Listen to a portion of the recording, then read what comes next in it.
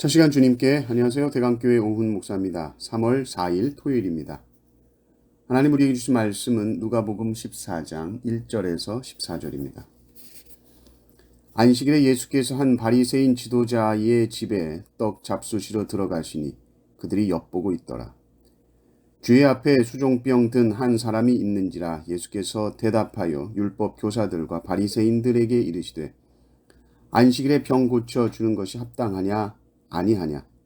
그들이 잠잠하거늘 예수께서 그 사람을 데려다가 고쳐 보내시고 또 그들에게 이르시되 너희 중에 누가 그 아들이나 소가 우물에 빠졌으면 안식일에라도 곧 끌어내지 않겠느냐 하시니 그들이 이에 대하여 대답하지 못하니라. 청함을 받은 사람들이 높은 자리 택함을 보시고 그들에게 비유로 말씀하여 이르시되 내가 누구에게나 혼인 잔치에 청함을 받았을 때에 높은 자리에 앉지 말라. 그렇지 않으면 너보다 더 높은 사람이 청함을 받은 경우에 너와 그를 청한 자가 와서 너더러 이 사람에게 자리를 내주라 하리니 그때에 내가 부끄러워 끝자리로 가게 되리라. 청함을 받았을 때에 차라리 가서 끝자리에 앉으라. 그러면 너희를 청한 자가 와서 너더러 버시어 올라 앉으라 하리니 그때에야 함께 앉은 모든 사람 앞에서 영광이 있으리라. 무릇 자기를 높이는 자는 낮아지고 자기를 낮추는 자는 높아지리라. 또 자기를 청한 자에게 이르시되 내가 점심이나 저녁이나 베풀거든 벗이나 형제나 친척이나 부한 이웃을 청하지 말라. 두렵건대 그 사람들이 너를 도로 청하여 내게 갚음이 될까 하노라. 잔치를 베풀거든 차라리 가난한 자들과 몸 불편한 자들과 저는 자들과 맹인들을 청하라. 그리하면 그들이 갚을 것이 없으므로 내게 복이 되리니 이는 의인들의 부활 시에 내가 갚음을 받겠음이라 하시더라. 아멘. 누가복음에는 유독 식사 장면이 많습니다. 누가는 그리스도인의 삶을 잔치의 관점에서 보기 때문이죠. 그리스도 안에서 참된 기쁨을 누리는 삶이기에 잔치요. 또 이 땅에서의 삶을 마치고 천국에 올라가서 우리가 할 것도 잔치입니다. 이 잔치와 같은 삶 속에서 우리는 어떻게 살 것인가 말씀을 통해서 살펴보기를 원합니다. 예수님께서 바리새인 지도자의 집에 떡 잡수시러 들어갈 때 한 무리들이 예수님을 엿봅니다. 이 날이 안식일이기 때문에 안식일에 해서는 안 되는 일을 예수님 혹시 하나 하고 엿보는 것이죠. 주님 앞에 수종병 든 사람이 있었습니다. 주님은 그 바리새인들의 마음을 다 아시고 물어보시죠. 안식일에 병 고쳐주는 것이 합당하냐 아니하냐. 아니라고 말하지 못합니다. 안식일에 죽어가는 자는 그냥 죽어가도록 해야 된다. 누가 이렇게 생각하겠습니까? 이것은 양심에도 거스리는 말이죠. 주님이 친히 설명을 해 주십니다. 소가 우물에 빠졌다. 아들이 우물에 빠졌다. 안식이라고 그냥 두지 않지 않냐. 안식이라고 왜 고쳐주면 안 되냐. 대답하지 못하죠. 삶을 잔치라고 좀 봐라. 기쁨이요, 즐거움이요, 회복이 일어나는 시간이다. 다시 사랑하는 시간이다. 잔치다. 이것을 바라고 소망해야지. 늘 꼬투리 잡아서 끌어내리려고 하고 내가 더 올라가려고 하고 그런 삶 살지 말아라. 또 이 잔치 자리에서는 너 너무 높은 자리에 앉으려고 하지 말아라. 7절부터 주님이 비유로 말씀을 하십니다. 잔치에 초대되었을 때에 높은 자리에 앉지 말아라. 나중에 너보다 더 높은 사람 오면 어쩌라고 그러느냐.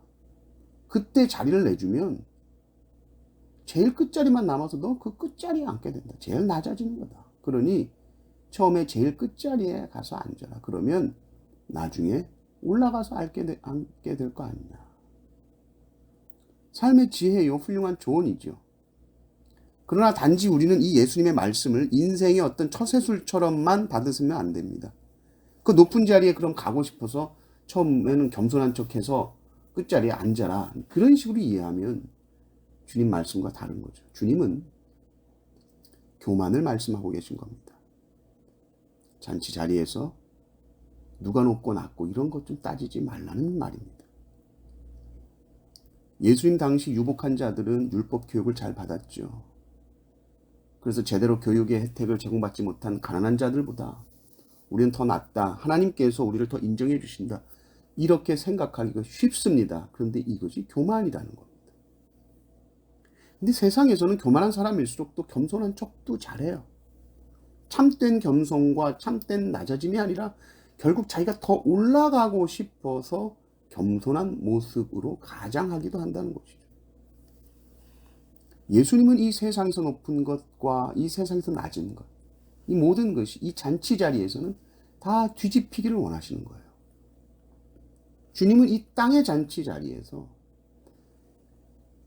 세상이 보기에 잘못된 부류의 사람들과 주님은 어울리셨습니다. 세리와 이 죄인들과 어울리셨죠. 만져서는 안 되는 자들을 만지셨어요. 세상에서 가치 없는 자들을 주님께서는 친히 불러주셨어요. 그러나 교만한 자들은 하나님 앞에 잘 보이고 싶은 마음이 많았지만은 참 하나님이신 예수님의 마음과 생각을 전혀 깨닫지 못합니다. 예수님은 세상의 나라의 가치가 완전히 뒤집힌 하나님 나라의 가치를 보여주고 싶으셨는데 그들의 교만한 눈과 그들의 교만한 마음은 이 놀라운 가치를 다 가려버리게 되는 것이죠. 교만은 하나님의 사랑과 은혜의 빛을 가리는 커다란 먹구름 같습니다.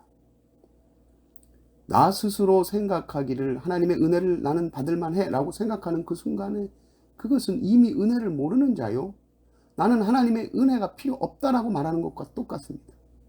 우리가 자격이 없기 때문에 하나님의 은혜가 필요한 것인데 교만은 은혜와 사랑을 다 가려버립니다. 그리고 자기 자랑과 자신의 의만을 드러냅니다. 예수님이 이 땅에서 무슨 사역을 하셨는가? 그 구름을 걷어치우는 일을 하신 거죠. 바리새인, 서기관, 율법 교사들과 그렇게 싸웠던 이유가 이 교만의 구름을 다 흩어버리려고 그 완고한 교만이라는 구름을 걷어버리시는 일을 하신 겁니다. 그래서 그 그림자 밑에서 심하는 자들을 주님께서 고치시고 사랑의 빛, 은혜의 빛이 그 구름 사이를 뚫고 충만하게 그들에게 비출 수 있도록 그 일을 하셨습니다. 꼭 기억하십시오. 교만은 하나님의 은혜를 가립니다. 교만을 걷어내야 하나님의 빛이 비춥니다. 하나님 없이도 내가 할 수 있는 영역이 있다라고 생각한다면 그곳은 은혜가 없는 곳, 구름이 가득 낀 곳입니다. 구름을 걷어내십시오. 그리고 찬란한 은혜의 광채가 비추게 하십시오. 우리는 하나님 없이 한시도 살 수 없는 자들입니다.